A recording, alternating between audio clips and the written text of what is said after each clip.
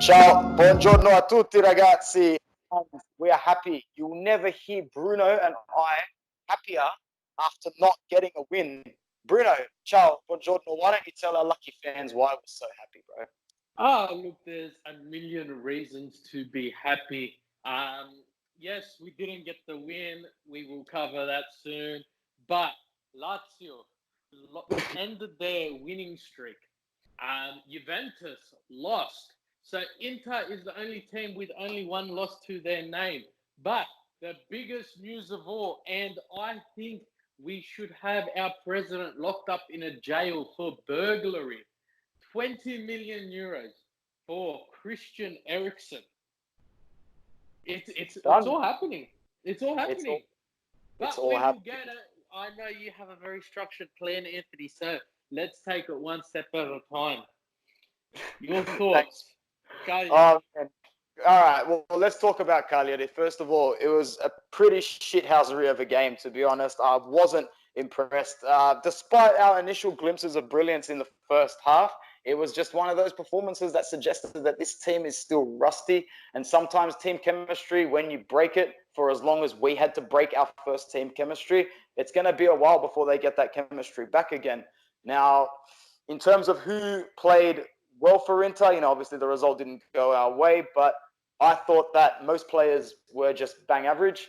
I thought that Skriniar coming off early and forcing Conte into a substitution really threw us off mentally, momentarily. And I also think players like Sensi and Barella struggled. Barella had his worst game in an Inter jersey. I put my hand up and say that right now. He just did not look himself at all. I guess it's always easier, Bruno, with Brozovic around. That's what we know. That's what all the fans always. Definitely. It's easier with Brozovic around. We know that he's the engine, and he just makes us tick, tick, tick all day long.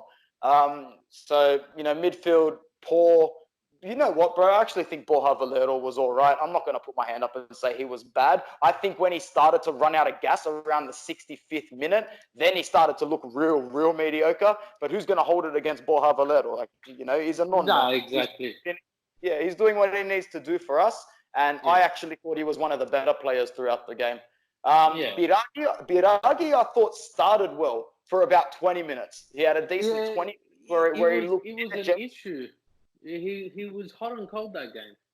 He was making problems for the right-hand side of defense, that's for sure. But when it came down to a decision, to the time to make a decision or time to capitalize on his positioning, once again failed to deliver that quality. So, and up top as well, I can't blame Lukaku for the game that he had because he was absolutely manhandled, man. He was nowhere to be seen. They were trying to make sure that he was nowhere to be seen. And as we know, we are huge fans of Lautaro Martinez's physical attributes as a footballer.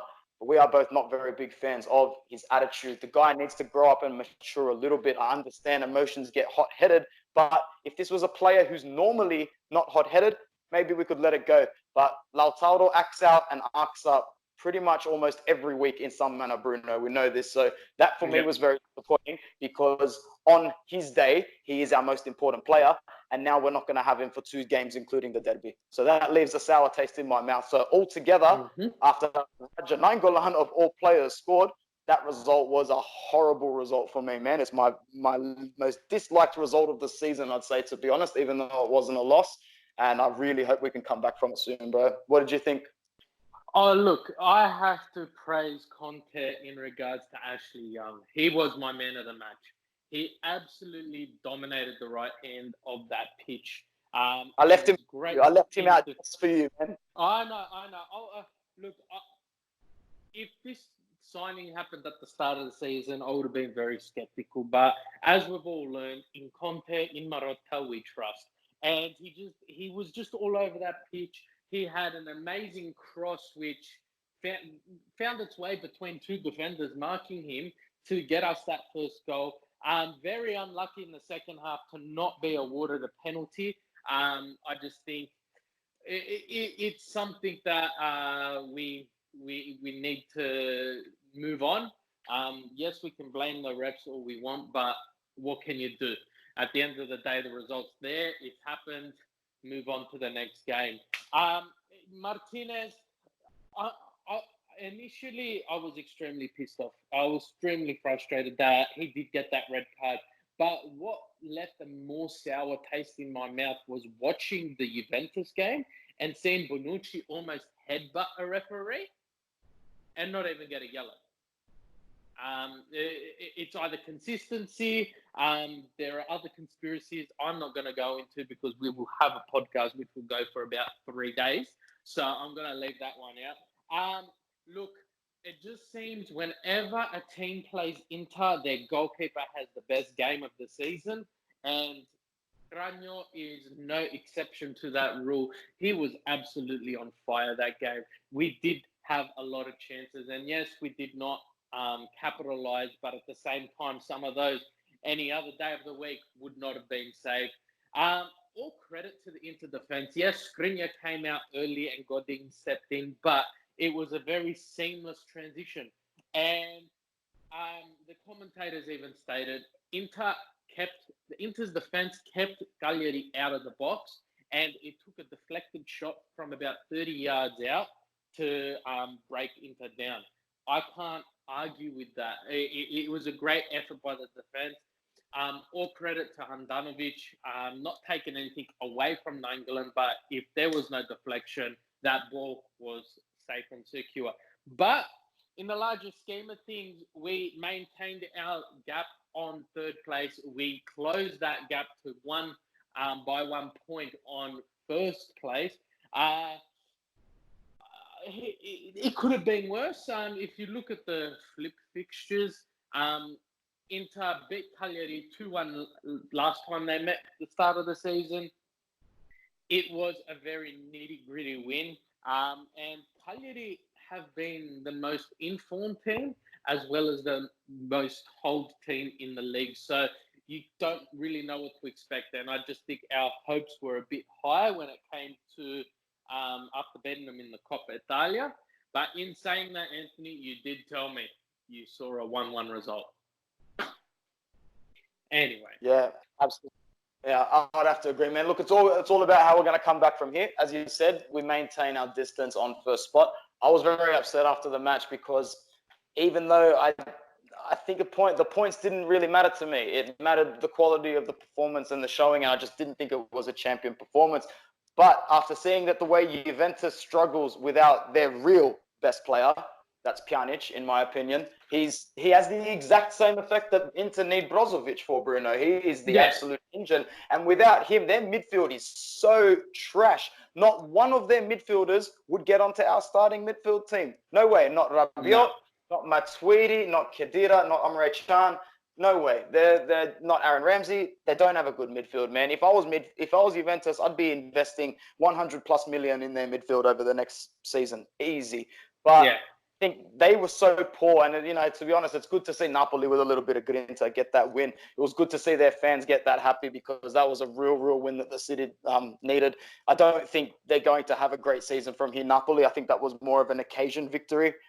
To be honest, but it's good to see Gattuso get the victory over Sarri, and Sarri's post-match comments were stupid as well. I have no doubt every Juventino was sitting there after the match going, "Oh, why would he say that? That's such a loserish thing to say."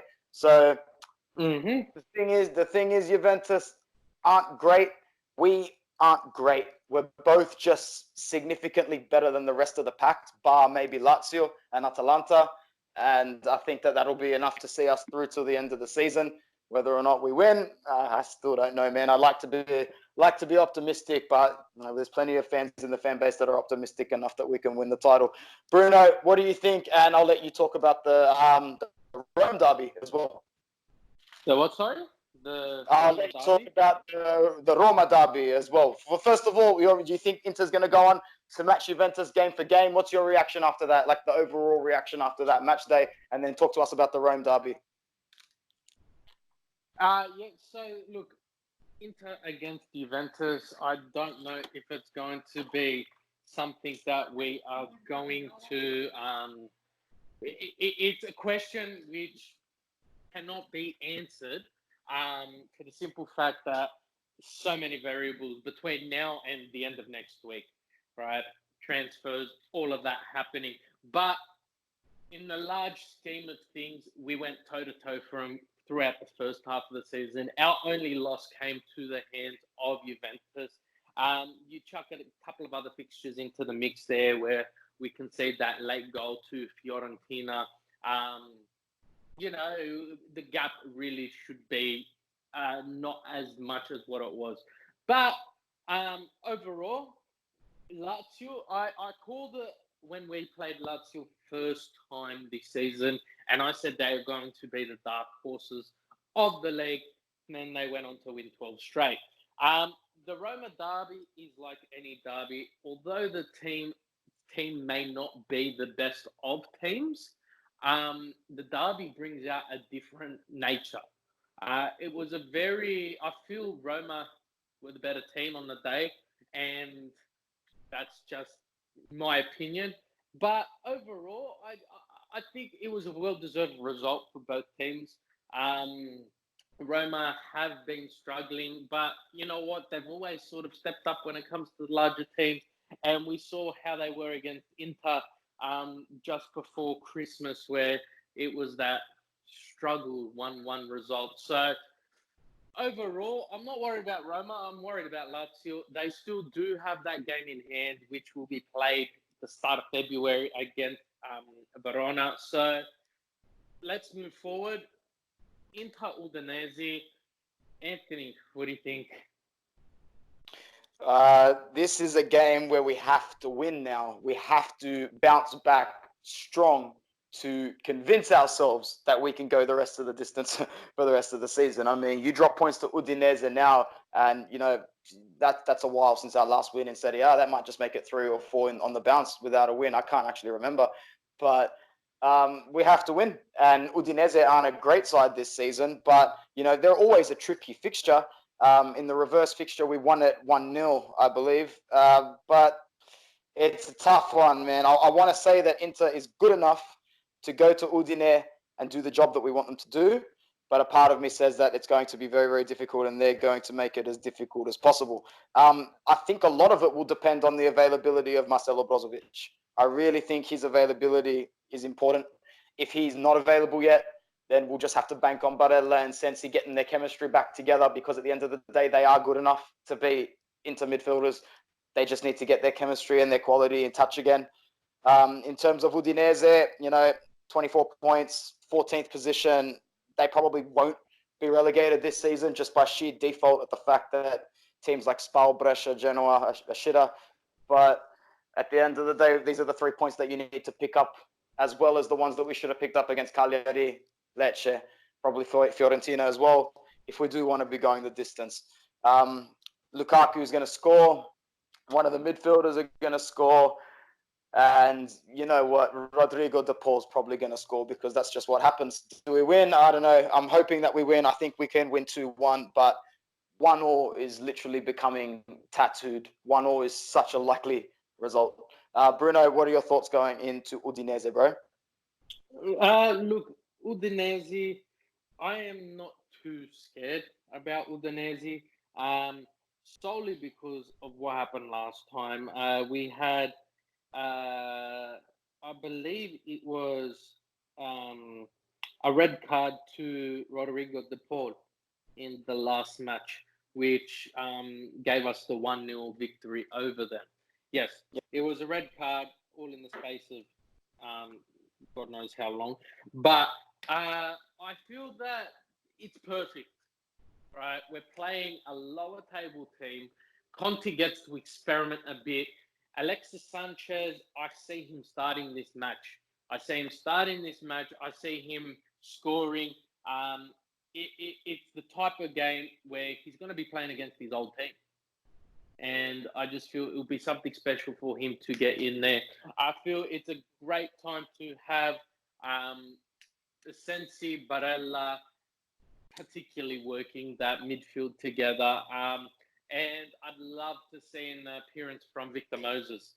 I'd love to see what's going to happen on that front there, because he was on the team list to play against Cagliari. I have a feeling that was his debut was pushed back for the fact that Skriniar was taken off early in the first half. But not to worry, fans. He was just with the flu and felt like he could not perform to the best of his abilities, and that's what you want. You don't want a player who's going to stay out there and make bad decisions. And at the end of the day, okay, we lost. We got only 1 point, but it could have been a completely different scenario if he did stay there. Ultimately, Ashley Young, I don't know. I can't not see him on that field come match day. But you do remember He'll be on the left. Yeah, definitely. And in 2 days' time, we do have Fiorentina in the Coppa Italia as well. So 2 days. In 2 days. We've got Fiorentina in the Coppa, and then we have Udinese. So we will cover the Fiorentina fixture, but I do have a feeling it's going to be a very low-key team. Beraghi, maybe DeMarco, Bastoni, even Bernie. He might be playing, even though he got a red card in the last game against Cagliari. Minutes played 0, red cards 1. So good on him. But look, we've got the Coppa Italia. Do we go for it? Conte is the one manager who will not go for a trophy. When it comes to trophies, he wants them all. But how do we bounce back? It's a perfect time for our players who have been fighting for their starting position to really step up. So Eriksen, will he be playing against Udinese? We don't know. Just in regards to Lautaro Martinez, straight red card is 2-game ban, which will most likely be enforced. But there was a 3-game ban handed to, I think it was Radu from Lazio, for losing at a referee. So we may not be seeing So the only players that didn't get a proper discipline action was Ronaldo for mouthing off just as loud as Martinez did at the end, and Bonucci for headbutting the referee. In turn, Lazio players got suspended. Cool. Just making sure, but just still normal in the world and everything is going to plan. Look. No conspiracy. That's a different podcast. But yeah, so look, it worries me playing 2 matches in quick succession, because then next week we've also got Europa League and everything else coming up. So it's a good time to get these players fit and fighting. So look, if Martinez red card does go on for longer, it's good because he'll be fresh for Europa League. We have potentially the chance to rest Lukaku, but it'll be beautiful to see Victor Moses playing Ashley Young at full throttle. Look, I'll give you 2 results here. Fiorentina, I see it being a 1-0 win. 1-1, penalties, extra time, whatever need be there. Udinese, I'm not going to say it, but I am going to say it's going to be a walk in the park. I just feel like they're all over the place at the moment, and they're fighting the bottom, but they're not going to get relegated. But if they prove to be themselves an issue, Inter's got problems. So I don't like the fact that the fixtures are right after transfer window, but at the same time, we're going to build. We're going to build, which brings us to Christian Eriksen. Yes. Anthony. Yes, absolutely. What do you think?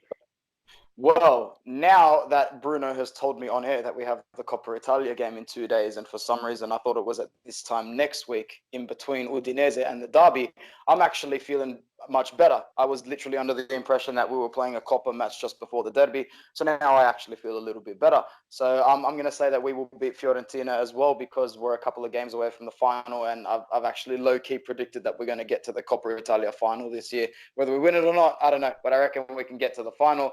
I think we'll dispose of Fiorentina. However, don't underestimate them. You know, President Comiso, he's a G. He loves the city, and he's injecting money into the club. He's got big plans for the club, and he'll get Fiorentina back up into those Europa spots in the next couple of years, I reckon.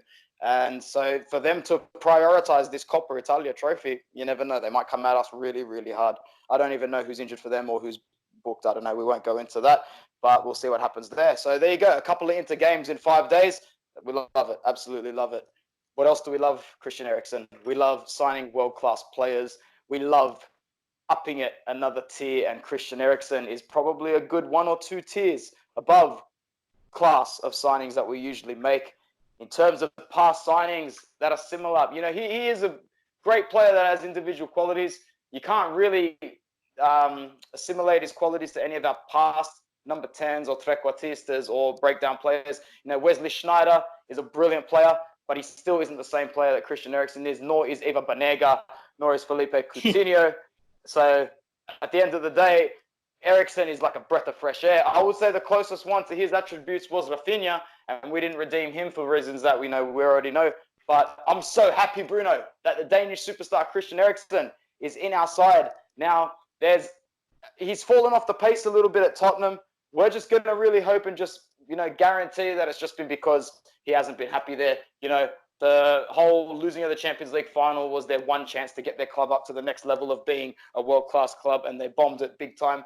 And the whole thing about Pochettino leaving, it did demotivate a few players, and Eriksen was one of them. So I'm extremely excited. I think that he will definitely start against Udinese, especially now that I know that we've got Fiorentina in between them and that we will play another squad before that match. I definitely expect to see him in the starting jersey on that pitch. And what number is he going to get? I don't know. Bruno, what number is he going to get? He's number 10. Is he a number 10 for Tottenham? He can't, because Lautaro is number 10. No, look, maybe. Who knows? I'm not worried about the number on the back of the jersey. I'm worried about the number next to his name when he starts scoring goals and assists. Look, I feel Christian Eriksen's going to bring a whole new element to the squad, and there has been speculation that Conte will be changing his formation to suit this injection of what a player we have gotten. He'll be playing a 3-1-2-1-2 formation, a tongue twister, with Brozovic an out-and-out central defensive mid, and Christian Eriksen an out-and-out centre attacking mid. But I'm skeptical because the Serie A is not the Premier League. And the Premier League is challenging for more reasons than not.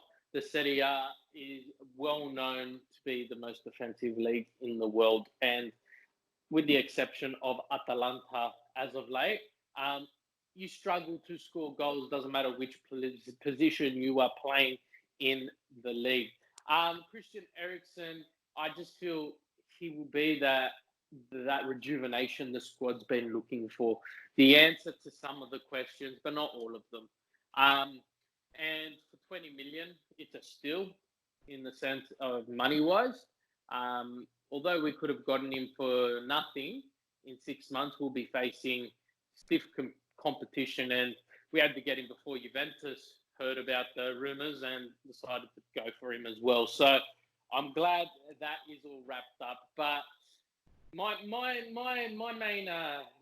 thought in regards to all of this is it's just going to add another element to what Inter is building. And we thought it was crazy to see Lukaku being purchased for as much as what he got purchased. We thought it was crazy for Barella to be purchased for what he was purchased for. Although it's all in installments and all of that. Christian Eriksen, if we had to pay full price, he'd be Inter's most expensive ever transfer. So his book value is still something like 83 million euro. Exactly. And ridiculous. That's beautiful for financial fair play, balancing the books, which the administration Inter have had as of late has just shown how good they are at doing this. And with the sale of Politano, who is currently in Naples getting his medical completed, it just basically means we've got 20 mil for Politano. We're paying 20 million for Christian Eriksen.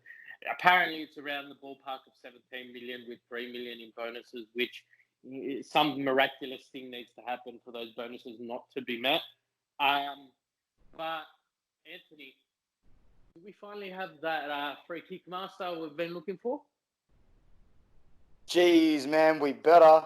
We honestly better, because, you know, we've been waiting a long time for someone to be able to kick a ball over the first line of the wall of a free kick, or maybe get it past the first man on a corner as well. Sensi is a breath of fresh air, but even he made the occasional mistake, and he gets more than the occasional knock and misses more than the occasional game.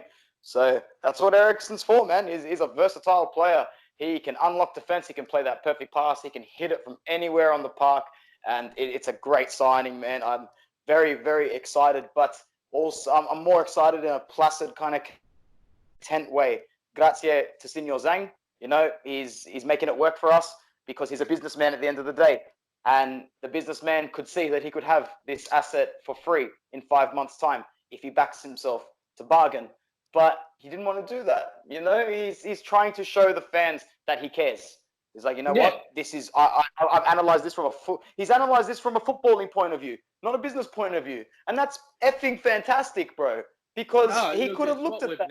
He could have looked at that and said, no, this guy's off contract in 5 months. Who in the world costs 20 million when they're off contract of 5 months? Beppe Marotta and Antonio Conte have said Christian Eriksen, and I don't think Steven Zhang needed to do his research. I think he knew enough about Christian Eriksen to know that this is a move that I, as a president, should not pass up on. This is not only great for the team on the pitch, this is absolutely phenomenal for the image of my club, and I'm going to make the move. So thank you very much to Steven Zhang. Thank you very much to Beppe Marotta for closing out the negotiations. There's still a few fans trotting around going, you know, why didn't we sign him 2 weeks ago for the 14 million like we wanted, or why didn't we just pay the full amount? Hey, at the end of the day, the guy's arriving in January. We really did not expect to be that club above Real Madrid, PSG, Manchester United, Manchester City, any other club that was going to look to bargain for his free contract, Bruno. I don't think we were going to get ahead of the men. So we made a very smart call, bro. Definitely. And can I just ask you this question? We saw Lukaku come, Martinez. Yes, they're links to Vidal, but we don't know. Alexis Sanchez come on loan. Now Christian Eriksen. Are Inter starting to draw the attention of some of the greater footballers across Europe? You know, if you go back 3 years, if a club like Inter was to approach Lukaku, you know, the guy would have been nice about it, but he would have laughed in our face. Are we starting to attract the greater players because they can see now, one, our management is second to none, two, our coach is world class, and three, we're actually getting results. That surely would be an appetizing idea in the minds of world-class players. Don't you think? Yeah, 100%. I agree with you, man. Sorry about that. My internet was doing some dodgy stuff.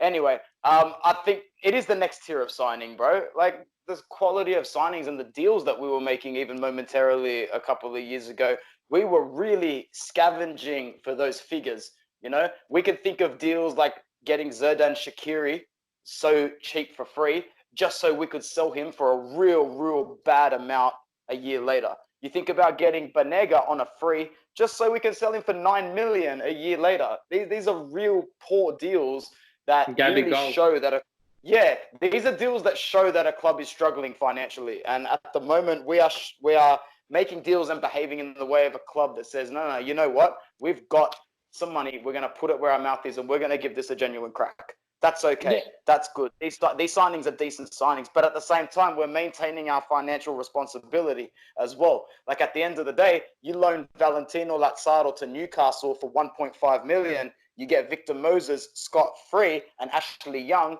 for 1.5 million. You've just doubled your depth for the cost of nothing. Do you know what I mean? Yeah. For two way more proof.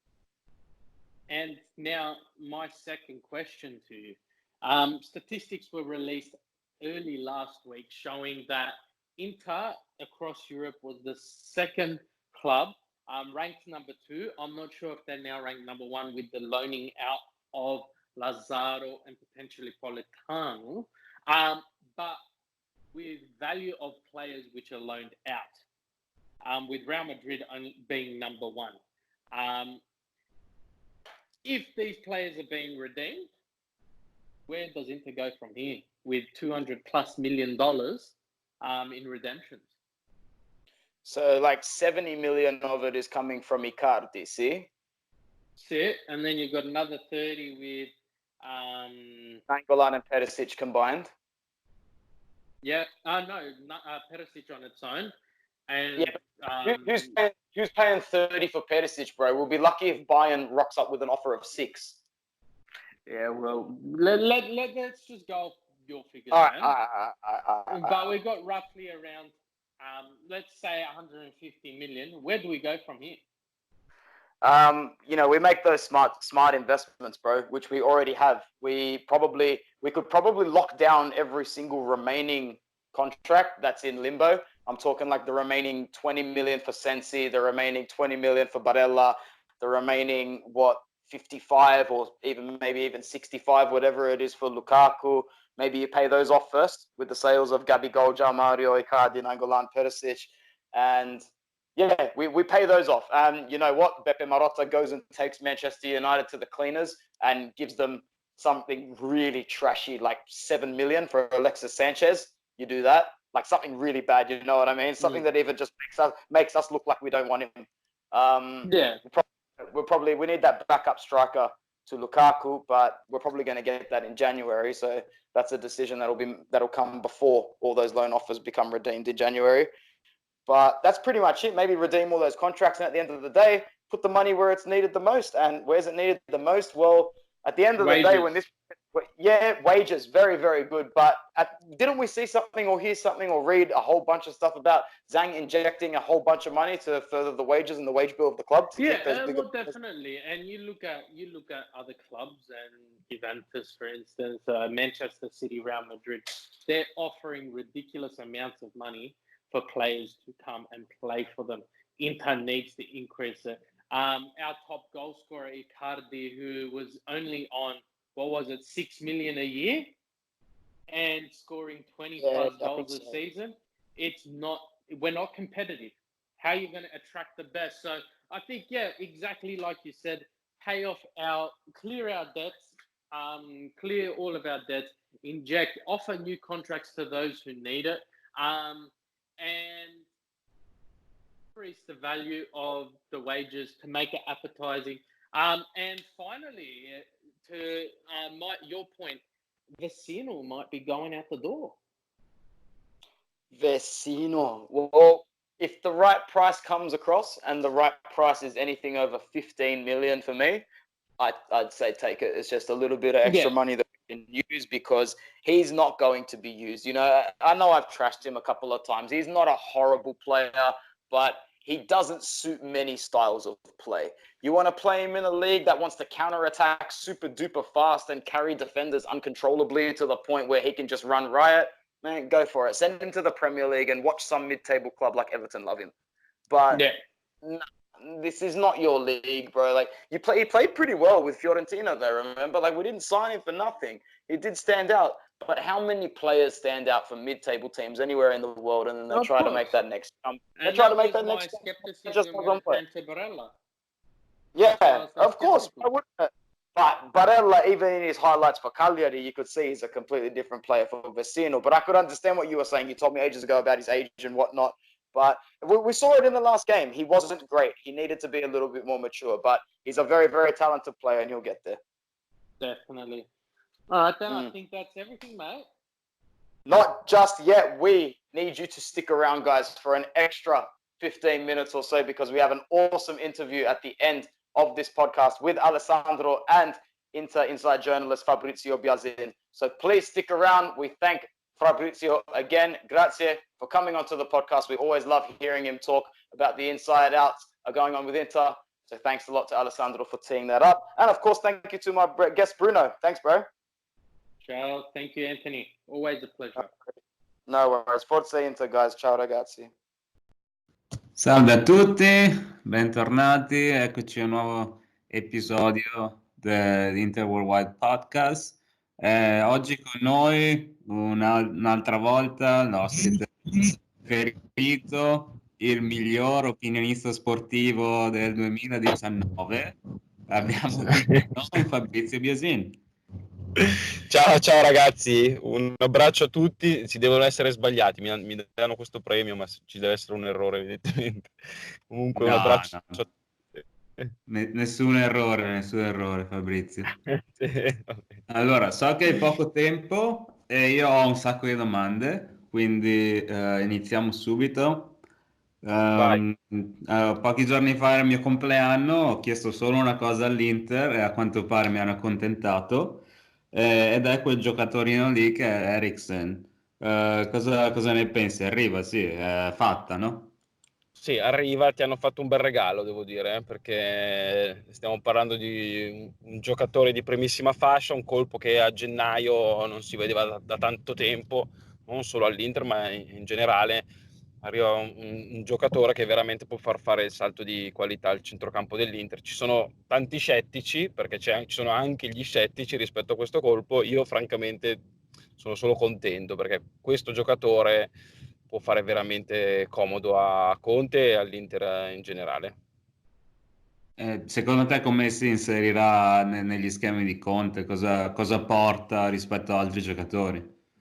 Ma allora, intanto aspettiamo le firme perché non si sa mai, dopo facciamo brutte figure e basta. Però diciamo che ipotizziamo che la firma ci sia già stata. Io mi immagino che Conte abbia intenzione di schierarlo nel suo 3-5-2 come mezzala, diciamo tecnica, e quindi tendenzialmente andrebbe a prendere il posto che attualmente è di Sensi.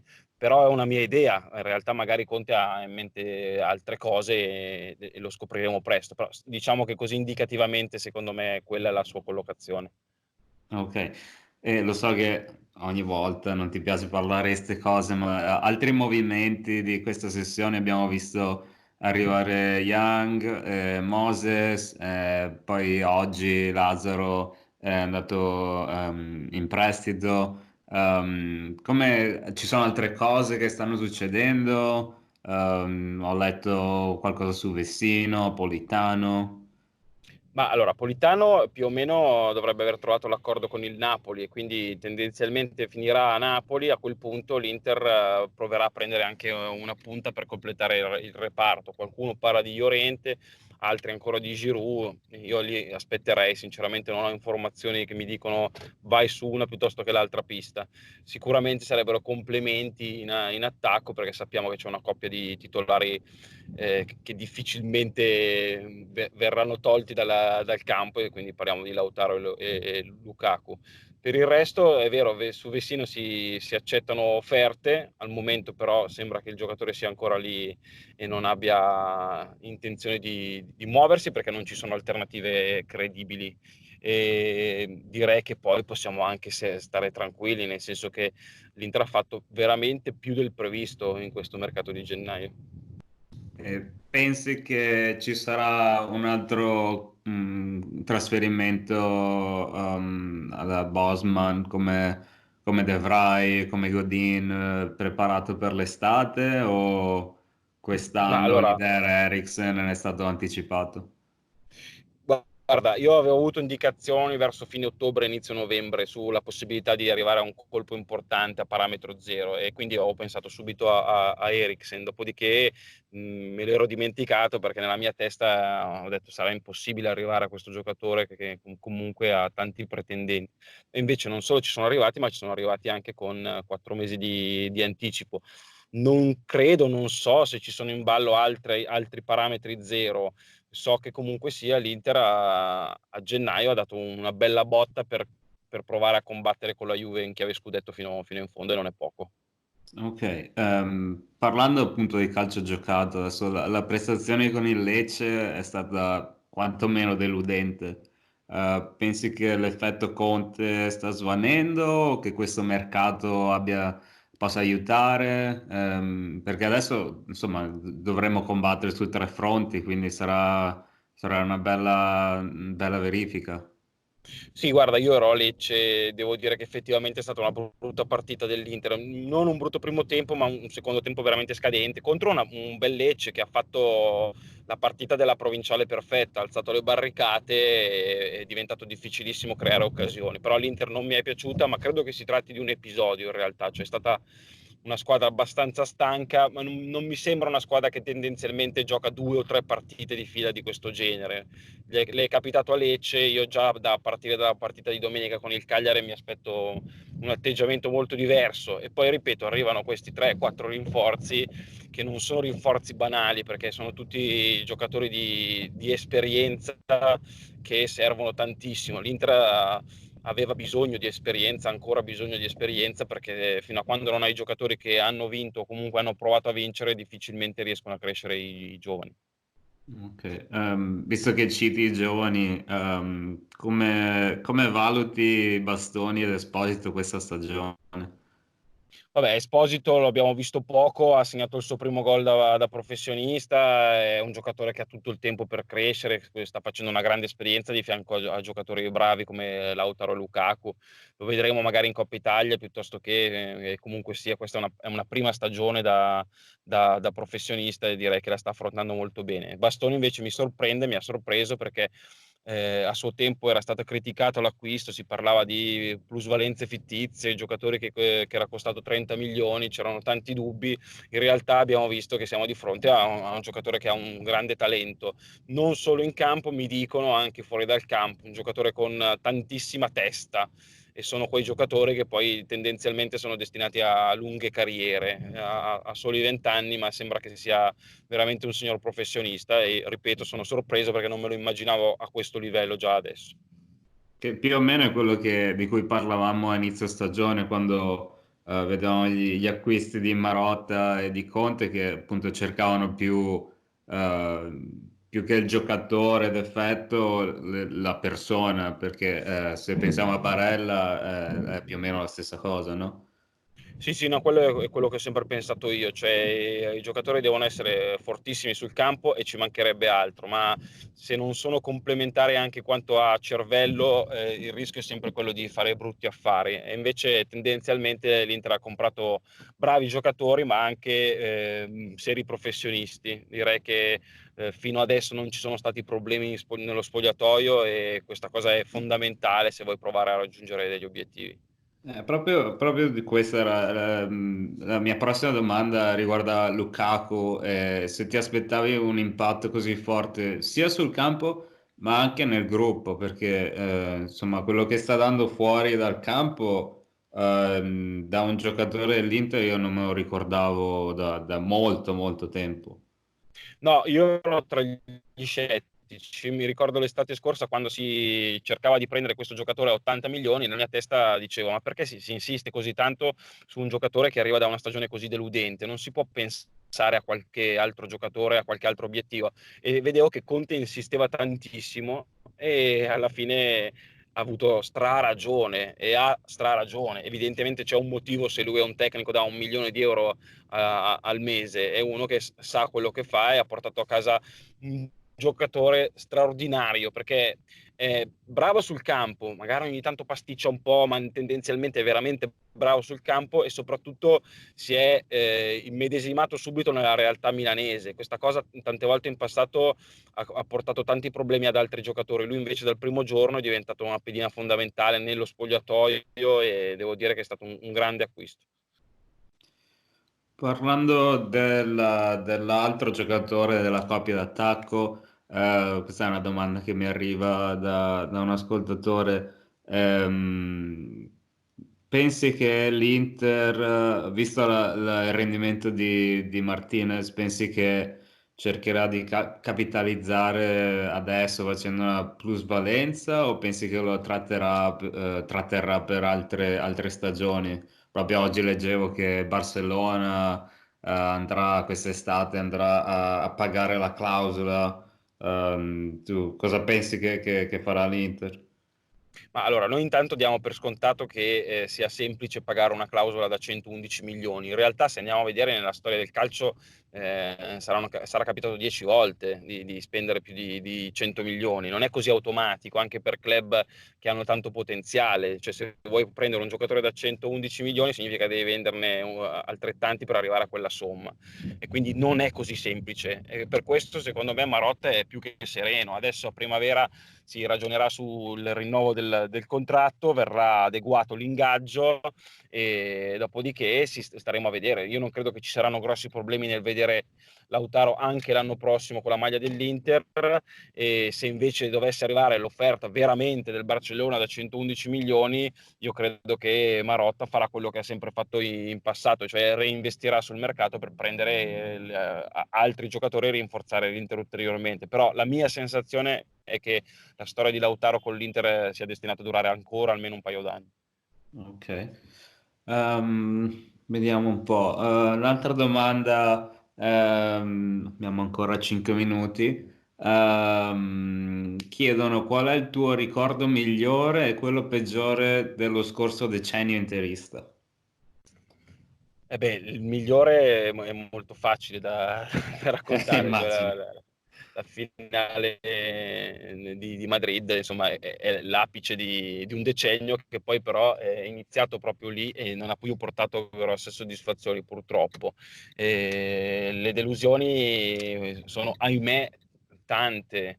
Non saprei neanche dirti una più dell'altra. Diciamo che sono state delle stagioni deludenti, alcune veramente mediocri, e la tristezza è stata quella del vedere una squadra che ha raggiunto l'apice e non riuscire a capitalizzare quella vittoria, laddove una squadra ben strutturata riesce a portare quattrini dalla vittoria del triplete, invece l'Inter si è completamente sfaldata. Tra le gioie voglio ricordare anche la partita di Roma contro la Lazio, quella che ha riportato l'Inter in Champions League dopo tanti anni. Quella è stata veramente una bella partita, sofferta con un po' di fortuna, però l'Inter che torna in Champions dopo tanti anni mi ha fatto veramente gioire, perché l'Inter aveva necessità di tornare in Champions. Poi piano piano magari proveremo anche ad arrivare in fondo, questo capiterà prossimamente, speriamo. Ok, l'ultima domanda invece, questa prima parte di stagione, secondo te cosa ha dato di positivo e cosa c'è ancora da migliorare, cosa c'è da sistemare per arrivare alla fine ancora lì, insomma. Positivo l'idea di gruppo che dà questa squadra, cioè al di là delle partite che possono essere più o meno belle, possono portare 3 punti oppure no, la sensazione è che ci sia veramente grande unità dal primo all'ultimo, e questa è una cosa assolutamente positiva, perché senza di quella non si può neanche provare a raggiungere gli obiettivi. Ovviamente manca un po' di continuità, ma questa dipende dal fatto che questa è una rosa assolutamente perfezionabile. Lo stiamo vedendo proprio in questo mese. Se l'Inter punta a 4 giocatori, 4 innesti nuovi di spessore e qualità, è perché sta cercando di fare questo passo in avanti, e speriamo di azzeccare tutti i colpi. Però diciamo che la sensazione è quella di una stagione positiva a prescindere, cioè se dovesse anche arrivare a un secondo posto, e speriamo di no, comunque sia, questa è una squadra che sta crescendo tanto. Ok, e invece in generale per la Serie A, secondo te quest'anno, questa prima parte di stagione è stata positiva o negativa? Perché personalmente, se togliamo la stagione dell'Inter, che a mio parere è stata molto positiva, però come Serie A in generale, almeno da questo punto di vista, da qui, dall'altra parte dell'oceano, sono successe parecchie cose che non hanno dato un aspetto positivo alla Serie A. No, cioè, l'immagine della Serie A è sporcata da fatti che capitano purtroppo ogni settimana. Settimana scorsa gli insulti a Conte, la prima giornata i cori razzisti, tutte le volte c'è qualche cosa che ci fa cattiva pubblicità, purtroppo, e questo perché evidentemente a monte non riescono a dare dei correttivi che dovrebbero essere secondo me anche severi, invece noi facciamo tutto passare all'acqua di rosa, se ne parla un po', poi si fa finta di essere indignati, poi ci si dimentica, una roba tipicamente italiana. A livello invece di campo il torneo è interessante, no? Per una volta ci sono 3 squadre che combattono per lo scudetto, ed è una cosa che non capitava da tanto tempo. Ci sono squadre che stanno facendo molto bene, c'è la conferma dell'Atalanta, c'è il Milan che invece è partito malissimo, adesso prova a dare una raddrizzata. Il torneo è interessante, poi quello che succede invece sugli spalti non ci piace, ma tanto lo diciamo tutte le volte, non cambia niente, per cui Ma torneremo a dirlo. non è solo sugli spalti, penso che sia proprio a livello organizzativo, perché se guardiamo a come continuano a modificare, a cambiare l'uso della VAR o anche il regolamento stesso, adesso ho letto che per il prossimo anno non è più obbligatorio come si dice, il bilancio delle squadre, insomma sono cose che non lo so, non dovrebbero far parte di una lega tra le più importanti in Europa, insomma, perché se continui a cambiare il regolamento ogni 2 settimane, questo è fallo, poi 2 settimane dopo, oh no, no, questo non è fallo, non credo dia credibilità alle Serie A, insomma. Sì, questo è un limite che c'è, esiste in Italia in realtà, poi a livello di governance dell'UEFA, no? Perché poi il regolamento cambia a monte, però effettivamente poi in Italia se ne approfittano anche di più e quindi sì, infastidisce. Il regolamento invece di semplificarsi si complica e questa è una cosa davvero senza senso. La regola sul fallo di mano è sconcertante per come la vedo io non so più se un fallo è da rigore o no, perché ci sono troppe alternative e faccio un passo indietro tutte le volte. Sì, ogni volta che fanno gol poi devi aspettare 5 minuti prima di festeggiare, che insomma sta cominciando a togliere anche il divertimento di vedere le partite. Comunque sia, questo mi sa che sarà un argomento che affronteremo la prossima volta, Volentieri. spero molto presto. Congratulazioni per il premio e grazie Grazie. mille per essere il nostro ospite di nuovo. Grazie a voi, è stato un piacere, diciamo, festeggiare il quasi arrivo di Eriksen insieme a voi. Speriamo che arrivino le firme, che non si sa mai. Perfetto. Grazie ancora Fabrizio. Grazie a voi, un abbraccio a tutti. Ciao ciao, a presto.